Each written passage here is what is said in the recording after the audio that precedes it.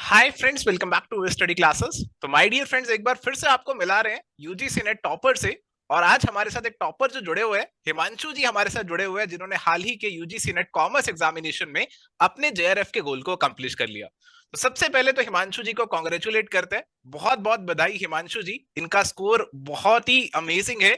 अभी इन्हीं के मुंह से जानते हैं कि क्या इनका स्कोर था, और फिर जानेंगे कि क्या इन्होंने किया इस स्कोर को अटेन करने के लिए। बहुत बहुत स्वागत है आपका हिमांशु दी एवर स्टडी प्लेटफॉर्म पे।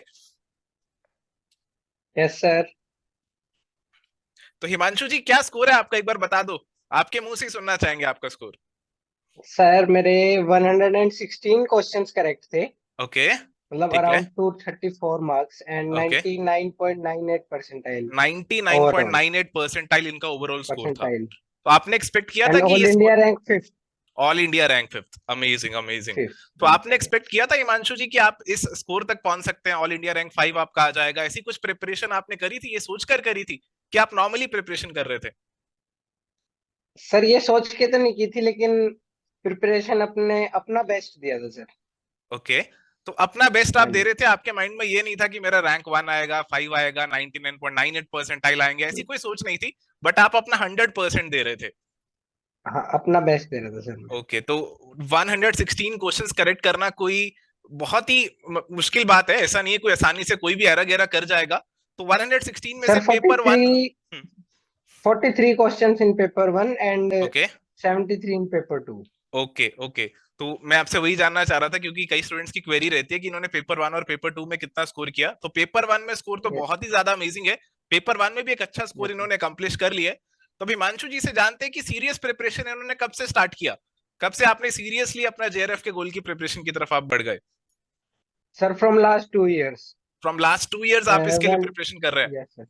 ओके। तो When ये I आपका was कौन। in first year of my master's sir. Okay okay.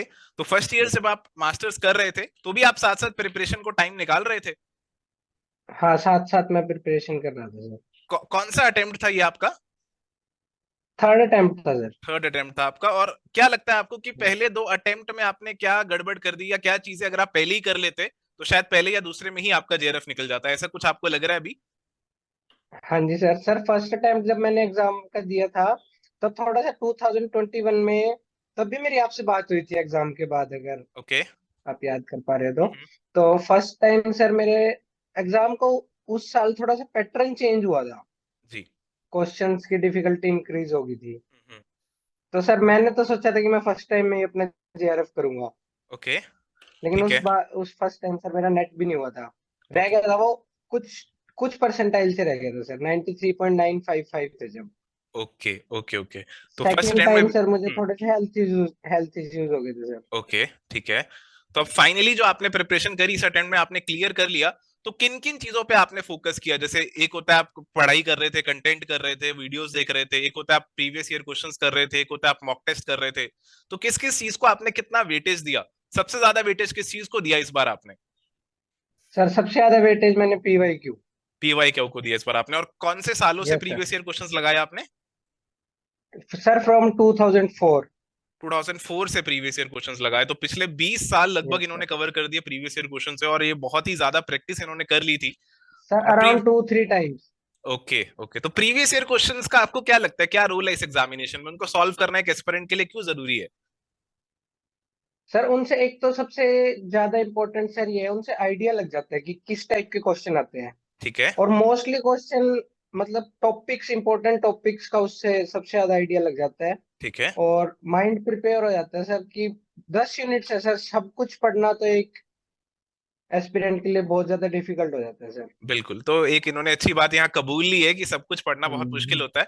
अगर कोई आपसे कह सब रहा है कि कुछ वो हर पढ़ना एक सर केस में बहुत हंड्रेड मुश्किल परसेंट होता है। परफेक्ट है, तो शायद वो गलत नहीं कह हो रहा सकता होगा। सर, दस हाँ। यूनिट है। जी। 10 यूनिट में आप बट हर एक में इम्पोर्टेंट परफेक्ट नहीं हो सकते। जी। पढ़ सकता है, परफेक्ट नहीं हो सकता सर इंसान कभी भी। जी। और उसमें इंपॉर्टेंट टॉपिक्स कवर कर जाए। ठीक है। और इंपॉर्टेंट टॉपिक्स आपको पीवाई क्या उसे पता चलेंगे? जैसे हमें कई बार स्टूडेंट्स कॉल यस करते सर। हैं कि सर इंपॉर्टेंट क्वेश्चन की लिस्ट दे दो, टॉपिक की लिस्ट दे दो। तो ऐसा कोई लिस्ट सर एक स्पेसिफिक नहीं है। कॉन्फिडेंस भी बिल्टअप हो जाता है उससे, कॉन्फिडेंस भी क्वेश्चन सॉल्व बिल्डअप करते होता हैं ना, जैसे कॉन्फिडेंस बिल्ड हो जाता है। है। तो बहुत अच्छी बातें बता रहे हैं, ये बहुत अच्छा लग रहा है इनसे बातचीत करते हुए। तो प्रीवियस ईयर क्वेश्चंस लगाना बहुत जरूरी है सभी के लिए।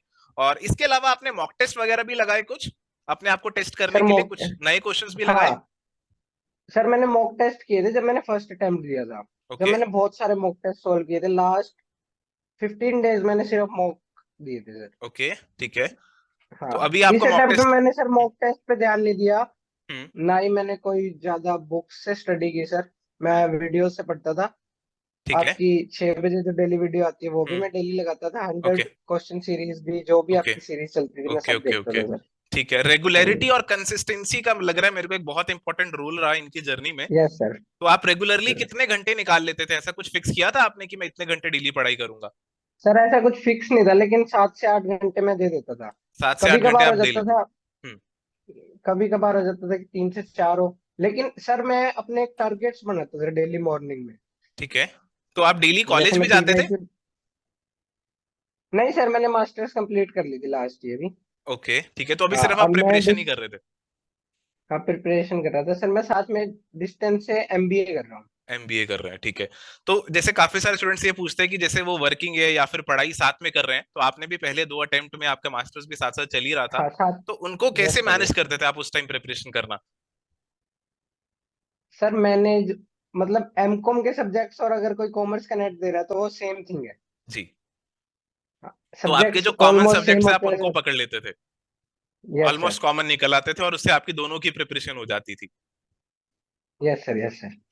हिमांशु जी, एक और सवाल आपसे पूछना चाहूंगा। एक नया एस्पिरेंट जो कि नेट जेआरएफ की तैयारी कर रहा है अभी, जैसे एमकॉम उसने अभी कंप्लीट किया है या फिर कंप्लीट कर रहे हैं, तो उसको क्या चीज यस जानना सर। जरूरी है? जैसे वो एमकॉम कर रहे हैं तो हमारा माइंडसेट कुछ और तरीके का चल रहा होता है, क्योंकि वो एक competitive yes sir, exam yes sir. नहीं है, उसमें सिलेक्शन ज्यादा है, फेलियर बहुत ही कम है। और इस एग्जामिनेशन में उल्टा है। इस एग्जामिनेशन के यस अंदर सर। फेलियर ज्यादा है, सिलेक्शन कम है। तो उसके माइंडसेट में यस सर। क्या चेंज आना चाहिए? क्या आपको लगता है कि माइंडसेट में चेंज आ जाए तो वो इस एग्जामिनेशन की बेहतर तरीके से तैयारी कर सकता है? सर एक तो एस्पिरेंट बहुत सेल्फ मोटिवेटेड होना चाहिए। ठीक है। मतलब वो डीमोटिवेट ना हो कि मेरे को ये करना है तो करना है। ठीक है, तो खुद से मोटिवेट दूसरा होना सर, बहुत जरूरी है। सबसे। हम्म। Yes sir. सबसे पहले तैयारी करें तो सबसे पहले उसको एक ओवरव्यू सिलेबस का लेना चाहिए सर। कि पेपर 1 में मेरे पास क्या यूनिट्स है, पेपर 2 में क्या यूनिट्स है। जी। फिर वो अपना टाइम टेबल सेट करके डेली ठीक के है अपने डेली गोल्स अचीव ठीक है करके रात को सो।